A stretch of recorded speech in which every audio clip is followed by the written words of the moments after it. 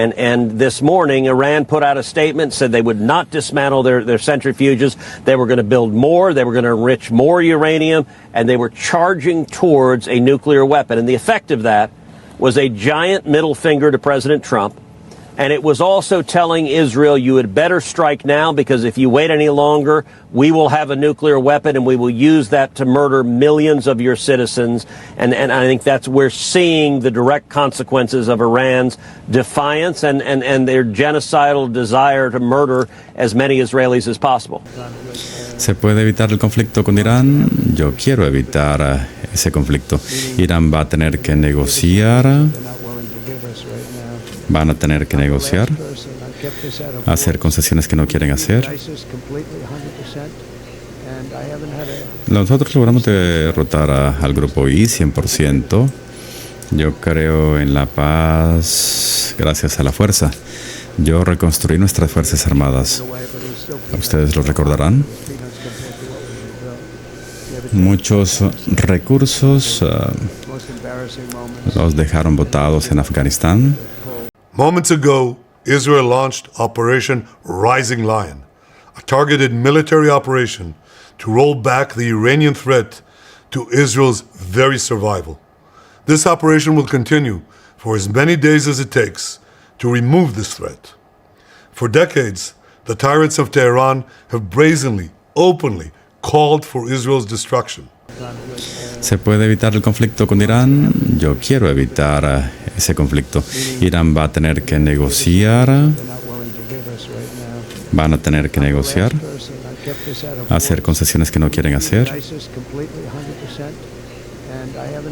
Nosotros logramos derrotar al grupo I 100%. Yo creo en la paz gracias a la fuerza. Yo reconstruí nuestras Fuerzas Armadas. Ustedes lo recordarán. Muchos recursos los dejaron botados en Afganistán. Uno de los momentos más bochornosos en la historia de nuestro país. Esa retirada en la forma en que la hicieron fue algo bochornoso. Pero reconstruimos nuestras Fuerzas Armadas. Derrotamos al grupo IS.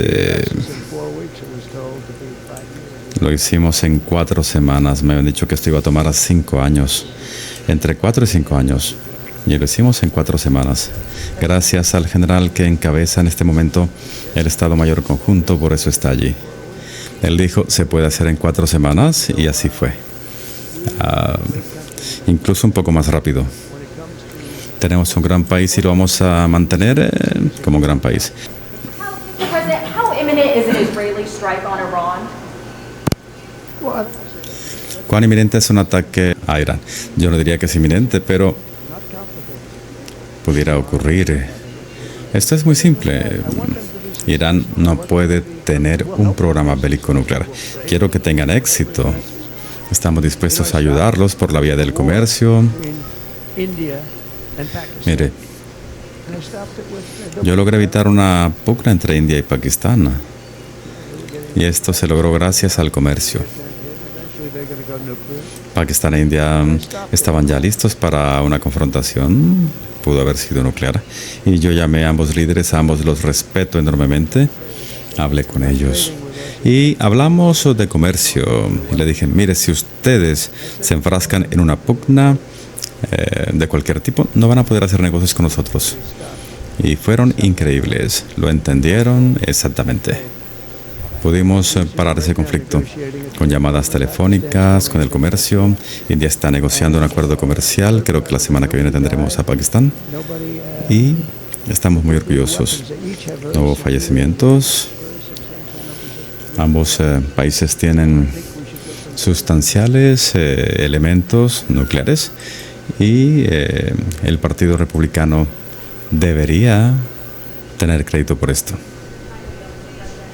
And this morning, Iran put out a statement, said they would not dismantle their centrifuges. They were going to build more. They were going to enrich more uranium. And they were charging towards a nuclear weapon. And the effect of that was a giant middle finger to President Trump.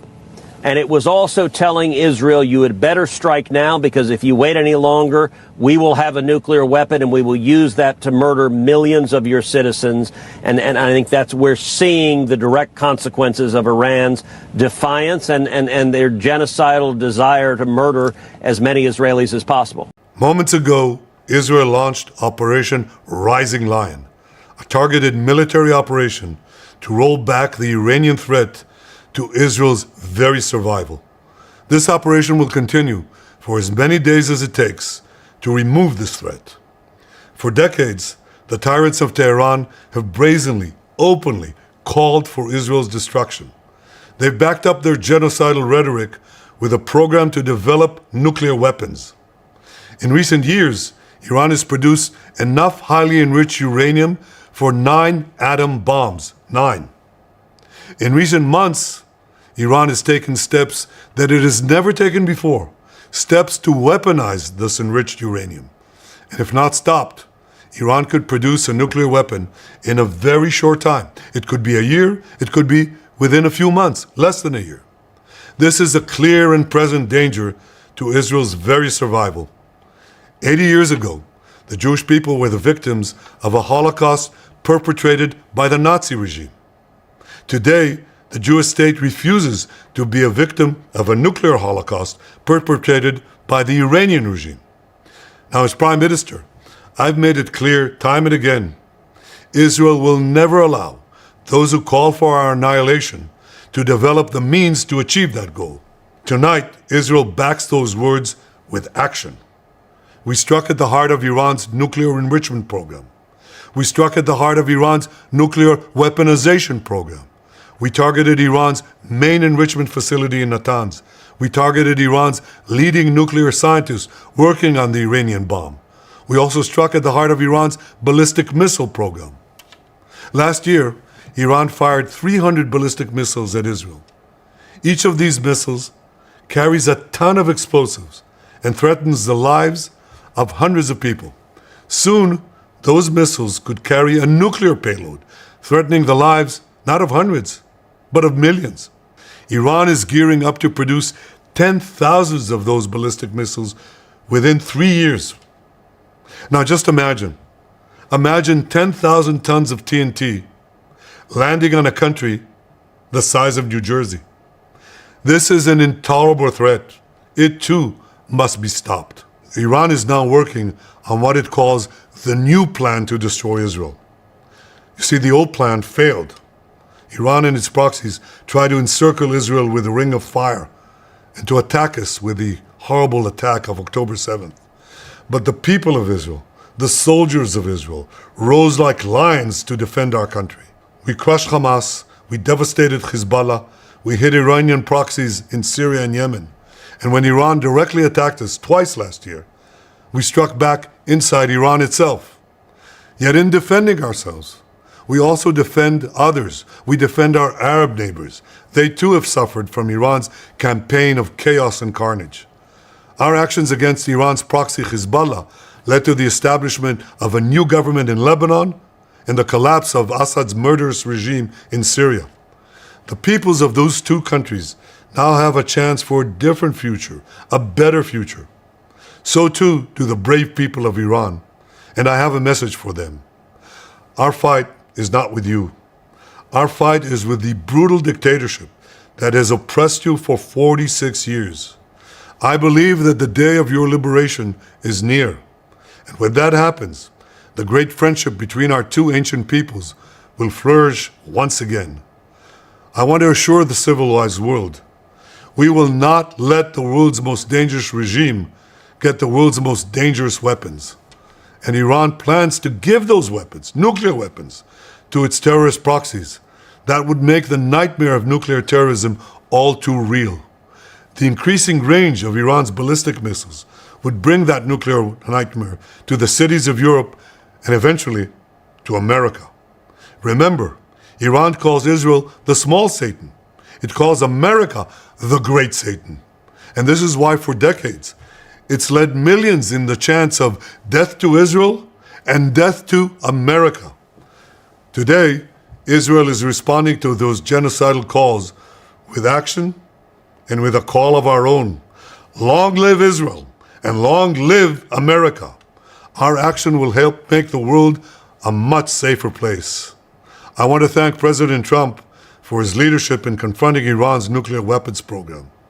He has made clear time and again that Iran cannot have a nuclear enrichment program.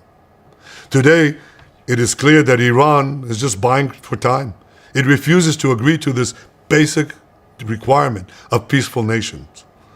That is why we have no choice but to act, and act now. The hardest decision any leader has to make is to thwart a danger before it is fully materialized. Nearly a century ago, facing the Nazis, a generation of leaders failed to act in time. They were paralyzed by the horrors of World War I. They were determined to avoid war at all costs, and they got the worst war ever. They adopted a policy of appeasement. They closed their eyes and ears to all the warning signs. That failure to act resulted in World War II, the deadliest war in history. It claimed the lives of 60 million, including 6 million Jews, a third of my people. After that war, the Jewish people and the Jewish state vowed, never again. Well, never again is now. Today, Israel has shown that we have learned the lessons of history. When enemies vow to destroy you, believe them. When enemies build weapons of mass death, stop them. As the Bible teaches us, when someone comes to kill you, rise and act first. This is exactly what Israel has done today. We have risen like lions to defend ourselves. Over 3,000 years ago, Moses gave the people of Israel a message that has steeled their resolve ever since. Be strong and courageous, he said. Today, our strong and courageous soldiers and people stand together to defend ourselves against those who seek our destruction. And by defending ourselves, we defend many others, and we roll back a murderous tyranny. Generations from now, history will record that our generation stood its ground, acted in time, and secured our common future. May God bless Israel. May God bless the forces of civilization everywhere. Thank you.